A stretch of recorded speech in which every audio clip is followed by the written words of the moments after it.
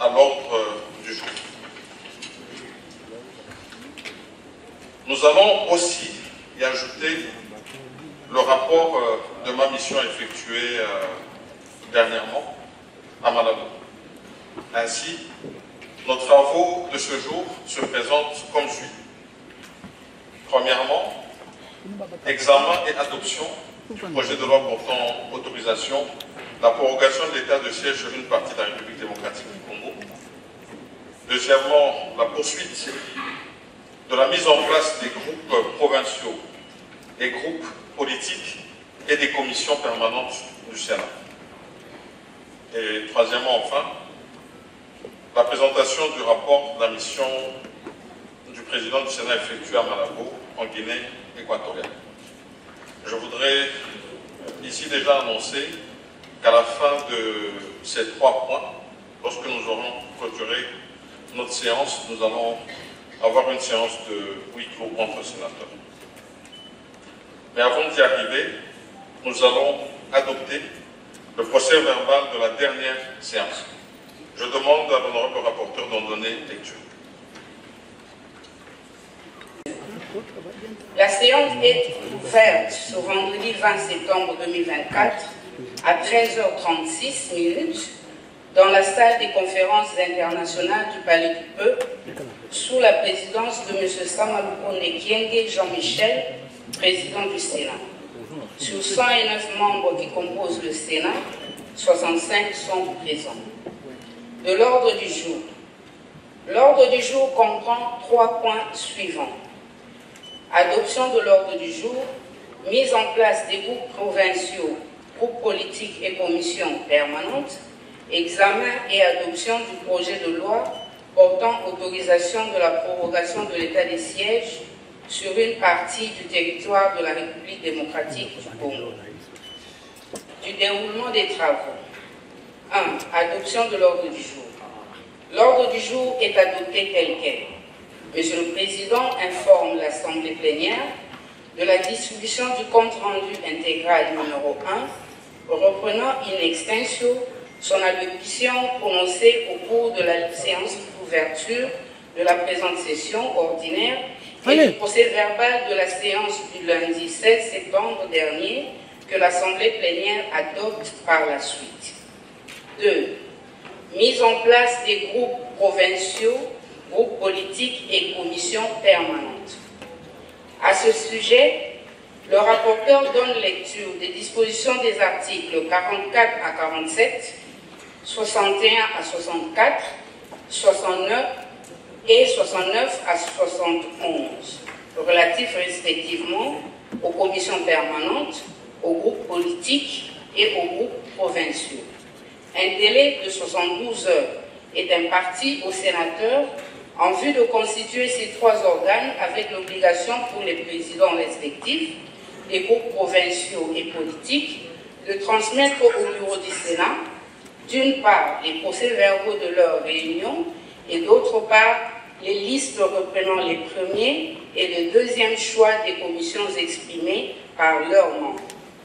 Par ailleurs, un délai de 10 jours est imparti aux groupes provinciaux et politiques pour déposer leurs règlements intérieurs au bureau du Sénat. 3. Examen et adoption du projet de loi portant autorisation de la prorogation de l'état de siège sur une partie du territoire de la République démocratique du Congo. Après la lecture par la rapporteure de la correspondance du président de la République adressée au président des 2 chambres du Parlement sollicitant une nouvelle prorogation de l'état de siège, M. Constant Moutamba Tungunga, ministre d'État, ministre de la Justice et garde des Sceaux, présente l'économie du projet de loi à l'issue de laquelle les sénateurs expriment notamment les préoccupations suivantes. La mise en place d'un cadre de réévaluation de l'état de siège en vue de déterminer avec le gouvernement la nécessité de maintenir ou de lever cette mesure exceptionnelle. La persistance des informations faisant état de tracasseries des populations par des hommes en armes, particulièrement dans les provinces sous état de siège. l'accroissement des groupes armés dans l'est du pays, l'ouverture des dossiers judiciaires contre les autorités civiles, policières ou militaires, auteurs des pratiques mafieuses, l'obligation de rompre les relations diplomatiques avec le Rwanda et au besoin de déclarer la guerre à ce pays. Après les réponses du ministre d'État, l'Assemblée plénière adopte sans amendement les 3 articles ainsi que l'exposé des motifs.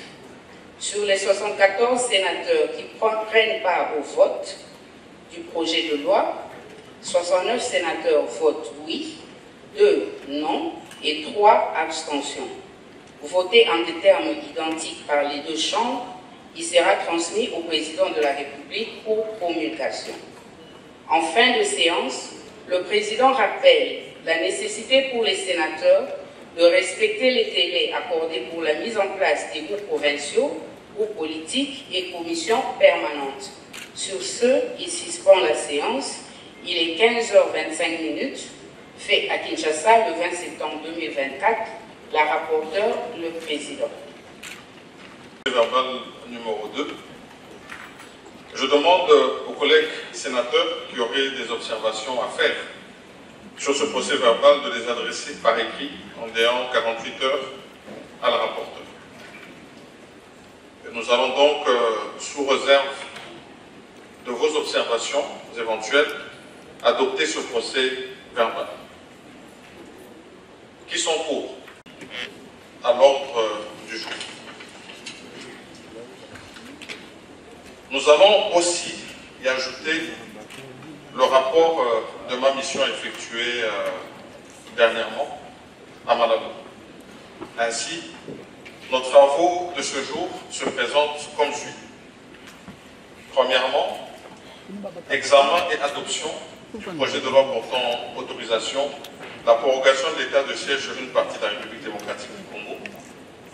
Deuxièmement, la poursuite de la mise en place des groupes provinciaux, des groupes politiques et des commissions permanentes du Sénat.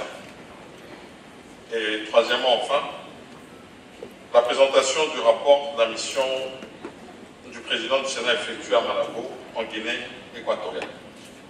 Je voudrais ici déjà annoncer qu'à la fin de ces 3 points, lorsque nous aurons clôturé notre séance, nous allons avoir une séance de huis clos entre sénateurs. Mais avant d'y arriver, nous allons adopter le procès verbal de la dernière séance. Je demande à l'honorable rapporteur d'en donner lecture. L'Assemblée nationale, président du Sénat, tous à Kinshasa Lingwala, avec copie transmise pour information à Madame la Première ministre, chef du gouvernement, hôtel du gouvernement à Kinshasa. Concerne autorisation de la prorogation de l'état de siège. Honorable Président, j'ai l'honneur de saisir l'Assemblée nationale et le Sénat afin de solliciter l'autorisation de proroger l'état de siège sur une partie du territoire de la République démocratique du Congo. En effet, dans le souci de répondre à l'impératif de la paix et de la sécurité longtemps troublée dans la partie est du pays, en proie à des conflits armés, j'ai par ordonnance numéro 21/15 du 3 mai 2021 proclamé l'état de siège dans deux provinces les plus touchées, en l'occurrence l'Ituri et le Nord Kivu. L'idéal de la paix n'étant pas encore atteint depuis sa proclamation, ce régime d'exception est toujours prorogé sur autorisation du Parlement conformément à l'article 144, alinéa 5 de la Constitution. La dernière prorogation autorisée par la loi numéro 24/002 du 20 septembre 2024 expire le 8 octobre 2024. Compte tenu de l'activisme encore remarquable des groupes armés, notamment la coalition RDF terroriste M23 et autres supplétifs du Rwanda, le gouvernement de la République, à l'heure de sa 15e réunion du Conseil des ministres de ce 27 septembre 2024, lever l'option que je saisisse les deux chambres de notre Parlement pour obtenir l'autorisation de proroger l'état de siège qui prendra pour le 9 octobre 2024 dans les deux provinces précitées pour permettre à nos forces de défense et de sécurité d'anéantir les forces du mal et de restaurer la paix. Tout en remerciant d'avance les deux chambres pour la suite favorable qu'elles réserveront à cette demande de prorogation, Madame la Première ministre, chef du gouvernement qui me lie en copie, est chargée de vous transmettre le projet de loi relatif pour examen et adoption. Veuillez agréer, honorable Président, l'expression de ma considération distinguée. Fait à l'ambassade. Je signale que le projet de loi nous est transmis par l'Assemblée nationale après l'avoir adopté. Nous allons l'examiner sur base de l'article 130 de notre règlement intérieur. Le gouvernement sera représenté par Monsieur le vice-premier ministre et ministre de l'Intérieur, M. Chabani Louko, ainsi que le ministre de la formation professionnelle, M. Ekila Likombo. Je demande au service de bien vouloir les introduire au sein de l'hémicycle.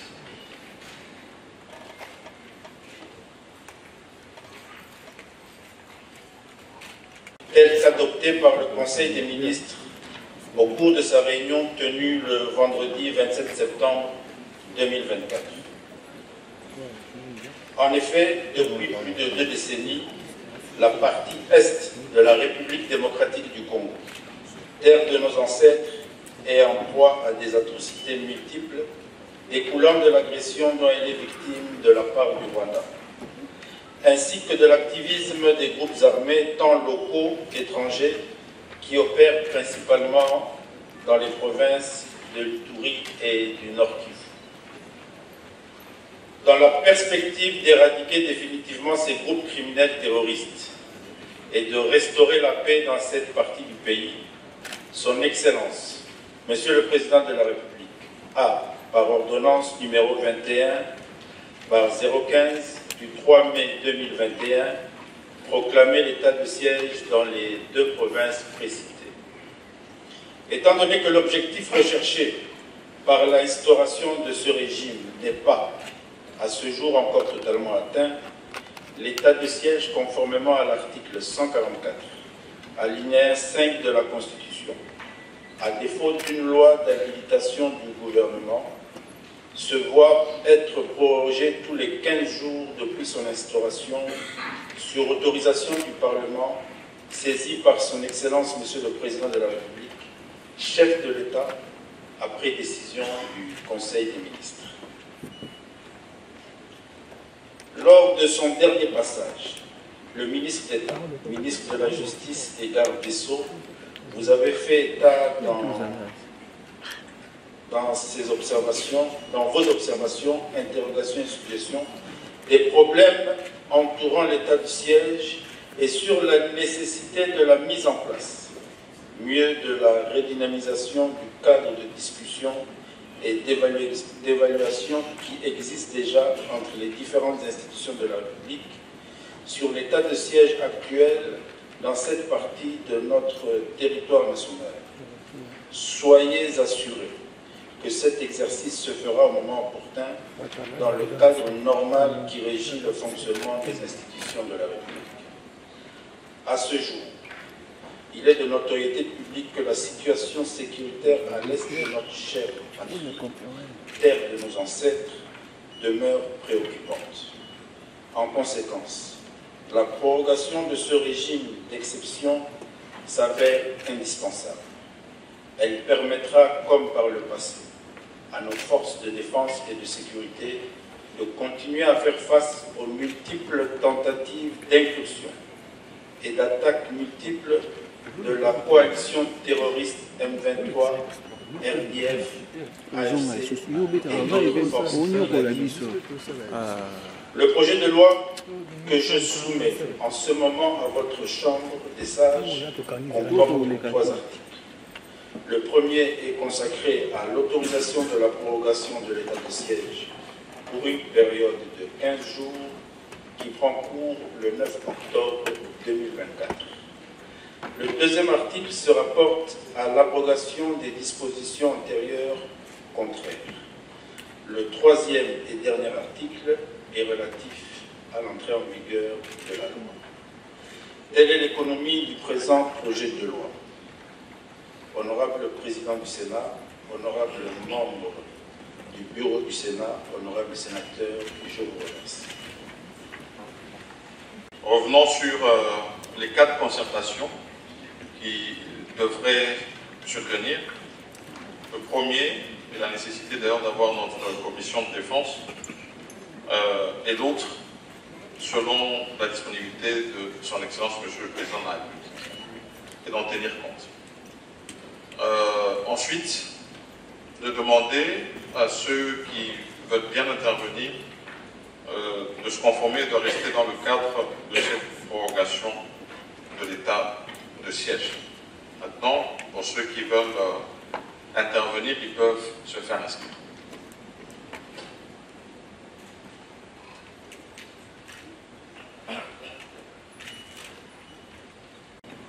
Des honorables sénateurs, les statistiques sur les dossiers judiciaires, les arrestations et les condamnations à la suite du moratoire que le gouvernement a mis en place sur la peine de mort. Je peux, des informations que j'ai, parce que il faudra que le ministère de la Justice et aussi la justice militaire puissent s'appliquer là-dessus, et je crois qu'ils vont le faire, et nous allons officiellement vous transmettre les statistiques. Mais il y a un bon nombre de dossiers ouverts, un bon nombre de poursuites et d'arrestations, et même des condamnations qui ont été faites depuis lors. Peut-être des exécutions pas encore, mais c'est des procédures judiciaires. Et je peux rassurer aussi que ça a eu une implication comme telle aussi en termes de gestion et de rigueur sur l'attitude de nos forces armées. Concernant le Conseil sur la diplomatie, je crois qu'il va arriver à bon port auprès principalement du président de la République, notre premier diplomate, mais aussi de tous les membres du gouvernement qui sont concernés par la diplomatie. Et je crois que nous observons tant soit peu ce combat au niveau international qui est fait principalement par, et bien dirigé par le président de la République.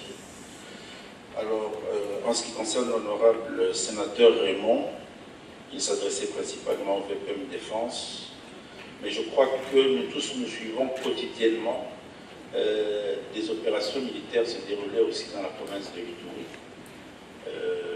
en direction des forces négatives qui sont sur place. Et nos forces armées congolaises sont sur terrain. D'ailleurs, par moment même, nous perdons des valeureux combattants. Et c'est une activité quotidienne. En parallèle, il y a aussi une initiative et une volonté d'organisation d'un forum, de dialogue. Il y en a déjà eu qui ont amené à certains résultats. Et dans de tels contextes, il faut estimer que c'est des cadres d'échange et de débat qui doivent être permanents pour permettre à nos différentes communautés qui souvent subissent des influences négatives externes, réapprennent à vivre ensemble dans une certaine quiétude et arrivent à s'éloigner de toutes ces influences négatives. Donc je crois que tout ce travail se fait aussi dans cet encadrement de l'état de siège mis en place qui permet que cette politique soit agissante. Voici, honorable président, les réponses que je peux donner à ce stade à l'Assemblée. Merci. Que nous avons la responsabilité, en tant que Sénat, d'accompagner la diplomatie de notre pays et que c'est important aussi que dans le cadre des groupes d'amitié que nous consolidons, nous puissions aussi porter ces questions. Ça veut dire que c'est vrai que la responsabilité incombe au gouvernement, mais nous accompagnons la diplomatie du premier diplomate qui est son Excellence Monsieur le Président de la République, et nous devons être aussi justement à ses côtés pour porter ces questions lorsqu'elles sont soulevées telles que vous en donnez des suggestions ici. Et que en ce qui concerne les questions posées au vice-premier ministre de la Défense, je vais quand même mentionner qu'il y a des missions en cours en ce moment où nos collègues aussi partent en parallèle pour suivre ces missions qui sont menées par le gouvernement, tant dans la province de l'Ituri, la province du Nord Kivu. Peut-être une petite mention, parce que je ne l'avais pas faite, qu'à l'issue de ces naufrages que nous avons eus, une délégation des sénateurs s'est proposée de se rendre sur place avec l'accompagnement du bureau pour suivre cet événement malheureux qui est très récurrent, surtout dans la zone où nous avons nos grands lacs, si jamais je peux le dire ainsi. Donc, cette commission est à pied d'œuvre. Présent, honorables sénateurs et chers collègues, vous venez de suivre les réponses du vice-premier ministre et ministre de l'Intérieur. Nous le remercions pour ces réponses et nous le prions de bien vouloir prendre congé de notre institution pour nous permettre de poursuivre nos travaux.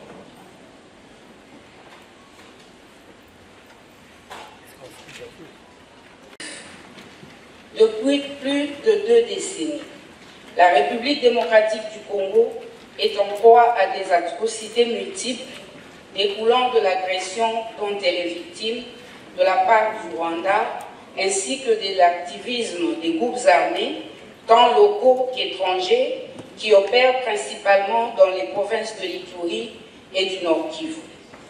Dans la perspective d'éradiquer ces forces du mal et de restaurer la paix dans cette partie du pays, le président de la République a, par son ordonnance numéro 21/015 du 3 mai 2021, proclamé l'état de siège dans les 2 provinces précitées. Étant donné que l'objectif recherché par l'instauration de ce régime n'est pas encore totalement atteint à ce jour, conformément à l'article 144 de la Constitution, l'état de siège est prorogé tous les 15 jours depuis son instauration, sur autorisation du Parlement saisi par le président de la République, chef de l'État, après décision du Conseil de ministres. À ce jour, il est de notoriété publique que la situation sécuritaire à l'est du pays demeure préoccupante. En conséquence, la prorogation de ce régime d'exception s'avère indispensable afin de permettre à nos forces de défense et de sécurité de poursuivre les opérations de traque et de destruction des forces du mal qui sèment la terreur dans la partie est du pays. Telle est l'économie de la présente loi. Y a-t-il des amendements à cet exposé des motifs? La mise en place des groupes politiques, groupes provinciaux et des commissions permanentes. Je rappelle qu'au cours de la dernière séance, un délai a été accordé aux sénateurs pour se réunir et constituer les 3 organes précis. Je constate que ce délai de 3 jours a été largement dépassé. Et rappelle par la même occasion que la dernière liste que nous avons reçue est arrivée hier, le 7 octobre 2024 à 14 h. Et donc, votre bureau dispose enfin de la composition des groupes politiques, des groupes provinciaux et des propositions aux commissions permanentes. Ainsi, au cours de nos travaux de ce jour, nous avons auditionné les différentes compositions et en prendre acte, si rien ne l'empêche, bien sûr. Nous commencerons par les groupes provinciaux. qui devaient normalement être 26, mais qui sont actuellement au nombre de 24 pour des raisons que nous connaissons tous du calendrier électoral. Je demande à l'honorable rapporteur de donner lecture de la composition. La présente loi entre en vigueur à la date de sa promulgation. Y a-t-il un amendement à cet article? Nous allons l'adopter. Qui sont pour? Qui sont contre? Qui s'abstiennent? L'article 3 est adopté. Nous passons à l'exposé des motifs. En application de l'article 35, alinéa 1er du règlement intérieur du Sénat, je fais rapport à l'Assemblée plénière de la mission que j'ai effectuée à Malabo, capitale de la République de Guinée équatoriale, où j'ai participé à la 11e réunion annuelle de concertation de l'Association des Sénats, Choura, et Conseil équivalent d'Afrique et du monde, arabe, ACESA en cycle, du 24 au 28 septembre 2024. La délégation que j'ai conduite était composée de l'honorable Vangu Kinsongo, Babi et Katumwa Mukalai Viki, ainsi que du point focal du secrétariat général du Sénat auprès de la CESA.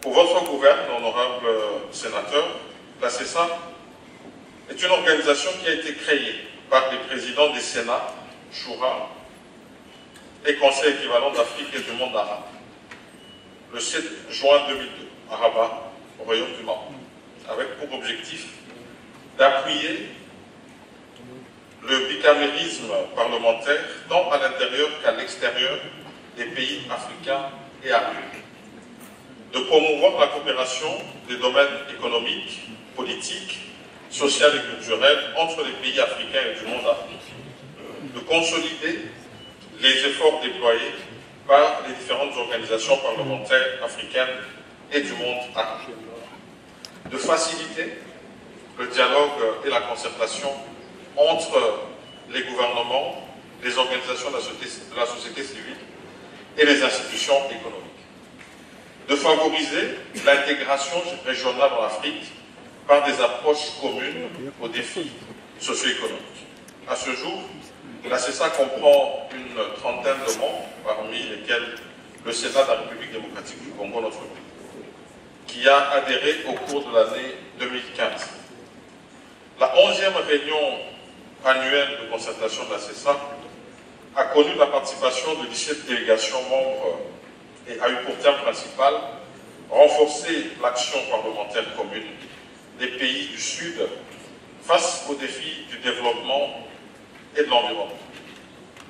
Ce thème a été subdivisé en 3 thématiques, à savoir alliance et initiatives interrégionales, opportunités d'intégration et de développement, pays du Sud et intelligence artificielle, défis et opportunités, promotion des facteurs logistiques pour lutter contre la désertification et la dégradation des terres. Au cours des travaux organisés durant 2 jours, les 26 et 27 septembre 2024, j'ai eu l'occasion d'intervenir à 2 reprises en lien avec les 3 thématiques que je viens d'énumérer pour formuler quelques observations d'une part et proposer quelques recommandations d'autre part. En substance, les observations et recommandations ont été articulées de la manière suivante. En ce qui concerne le fonctionnement de la CESA, mettre en place un mécanisme de suivi-évaluation à même d'assurer la bonne exécution des résolutions et recommandations de ces différentes assises pour donner de la substance aux travaux parlementaires des membres au niveau de leurs États respectifs, afin de leur permettre, le cas échéant, d'adapter et d'enrichir leur législation. En ce qui concerne l'intégration, engager les États membres dans une coopération forte et sincère qui privilégie la solidarité dans les investissements des infrastructures continentales et intercontinentales, enfin, afin que les différents pays soient réellement intégrés et interconnectés avec un impact certain sur leurs économies respectives. En ce qui concerne l'intelligence artificielle, partager et assurer le renforcement de capacités des uns et des autres dans ce domaine afin de minimiser les effets pervers, dont notamment la menace d'aménuiser l'emploi des jeunes.